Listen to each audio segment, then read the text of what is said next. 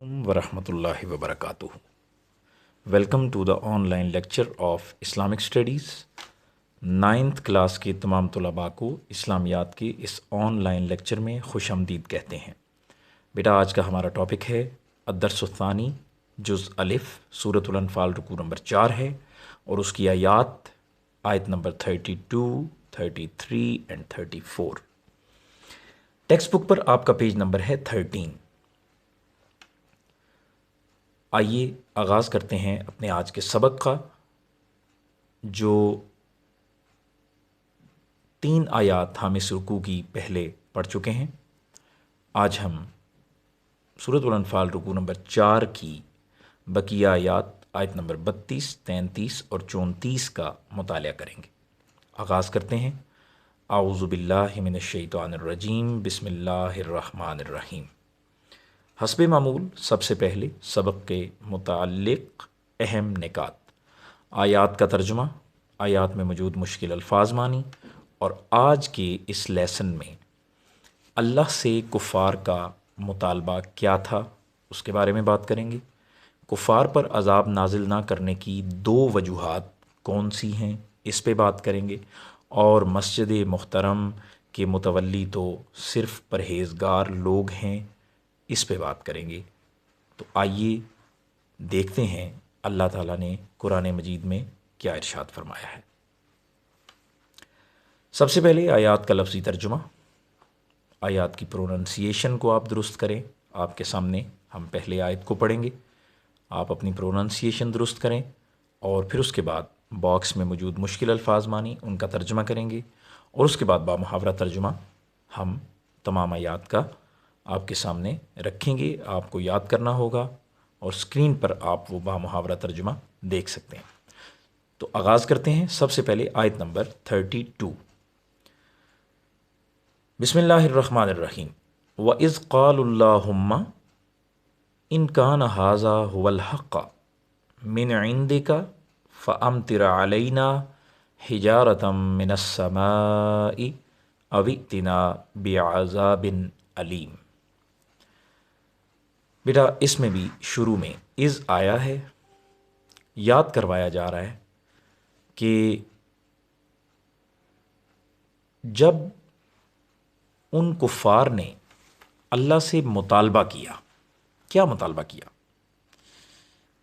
कि अगर ये कुरान तेरी तरफ से बरहक है तो हम पर आसमान से पत्थर बरसा और या फिर कोई दर्दनाक अज़ाब भेज।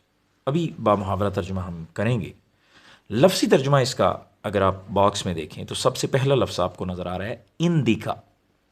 इसका मतलब है तेरी तरफ से, यानी वो जो चैलेंज कर रहे हैं ना अल्लाह को, तो अल्लाह को ये कह रहे हैं कि अगर तेरी तरफ से अगर ये कुरान बरहक है तो फिर हम पर पत्थर बरसा।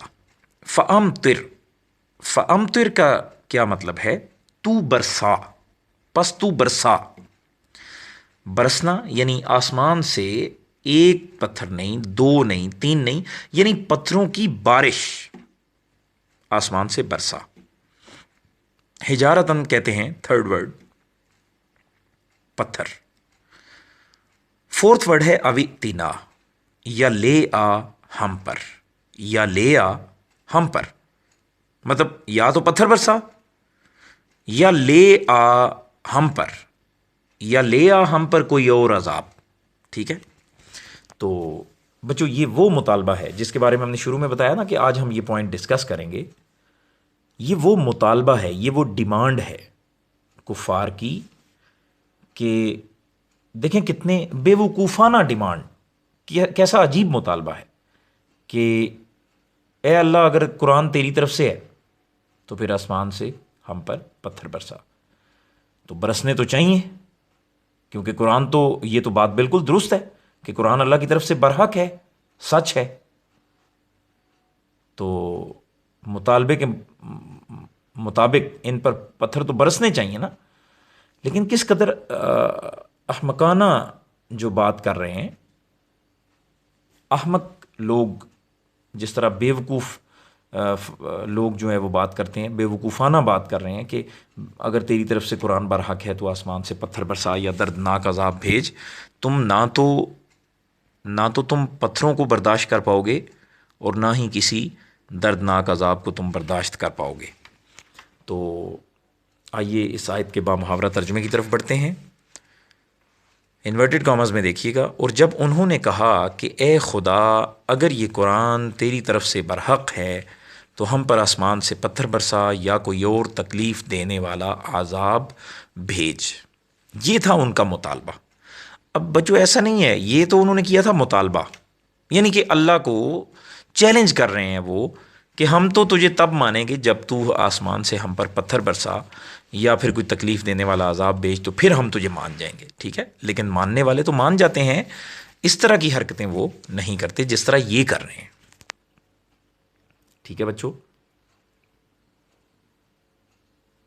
اگلی آیت کی طرف بڑھتے ہیں، آیت نمبر 33۔ اس میں اللہ تعالیٰ نے وجہ بتائی، بھئی یہ وجہ ہے اس لیے ہم تم پر عذاب نازل نہیں کر رہے، ورنہ چند ساعتوں میں، چند لمحوں میں ہم تم پر عذاب نازل کریں، ہمیں کوئی مشکل نہیں ہے، ہمارے لیے کوئی مشکل نہیں ہے عذاب نازل کرنا، لیکن دو وجہیں، 2 reasons behind it، اس کے پیچھے 2 وجوہات ہیں، وہ وجوہات جن کی وجہ سے ہم عذاب نازل نہیں کر رہے، ادروائز تمہارے کام ایسے ہیں کہ تم پر عذاب نازل کیا جانا چاہیے، اور تمہاری ڈیمانڈ بھی ہے کہ ہم پر آسمان سے پتھر برسا یا پھر کوئی دردناک عذاب بھیج، یہ تمہاری ڈیمانڈ بھی ہے، ٹھیک ہے؟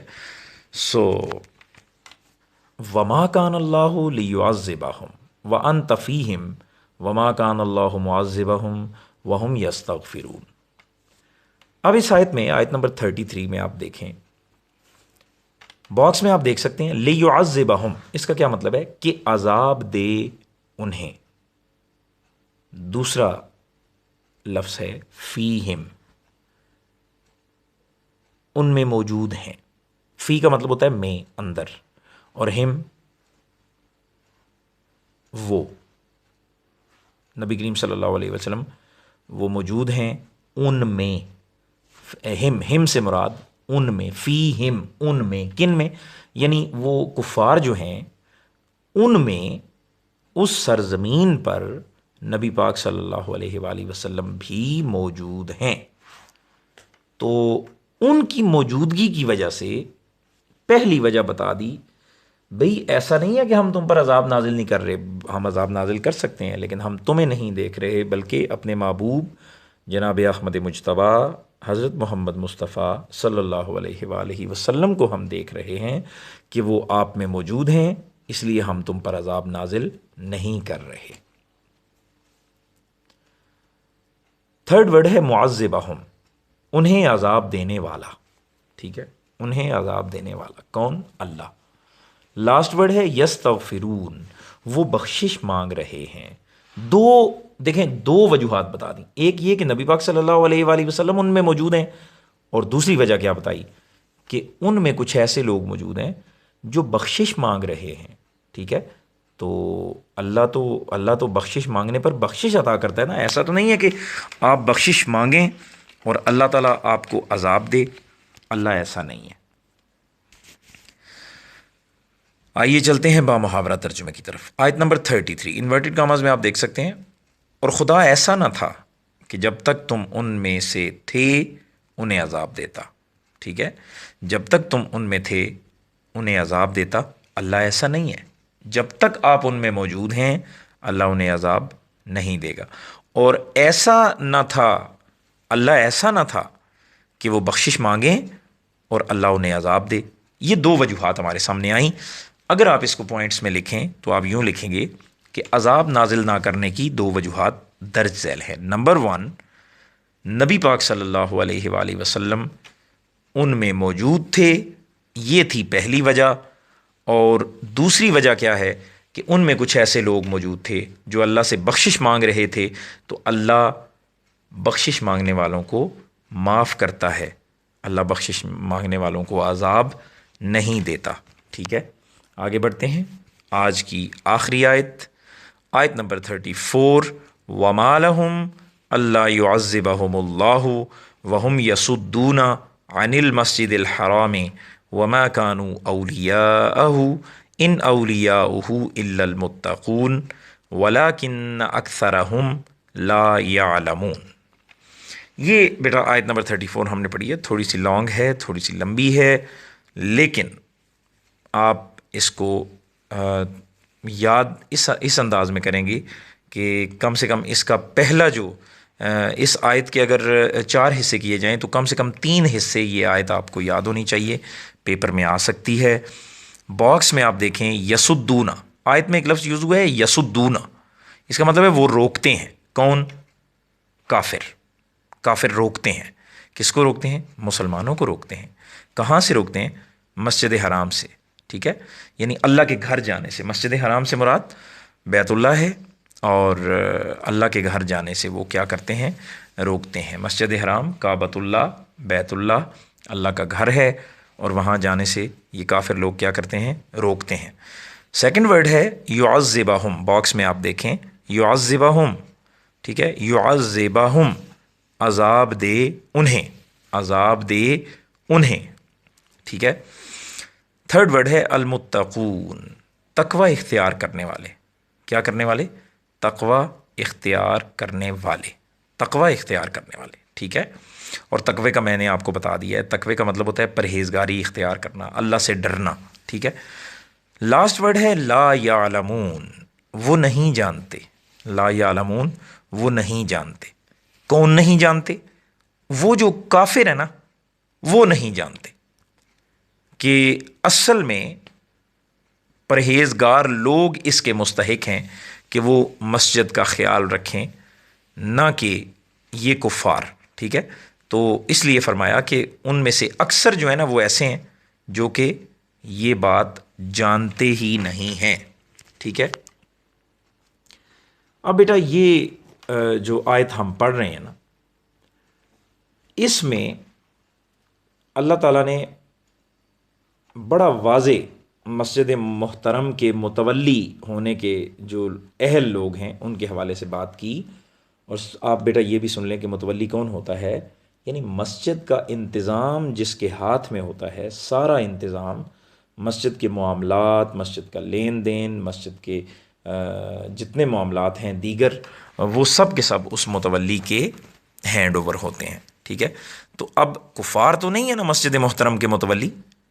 अल्लाह ने फिर वाज़े फरमा दिया कि भाई इस नेक काम के लिए मुतवल्ली सिर्फ वो लोग हैं जो अल्लाह की बारगाह में डरते हैं और अल्लाह से मोहब्बत रखते हैं शदीद, और अल्लाह रब्बुल आलमीन के फ़रमान के पाबंद हैं, और अल्लाह रब्बुल आलमीन के दोस्त हैं। वो हैं मुतवल्ली किसके? मस्जिद के, ठीक है। परहेज़गार लोग, अल्लाह से डरने वाले लोग, ठीक है, वो मुतवल्ली हैं, ठीक है। उनके हैंड ओवर होना चाहिए सारा मामला।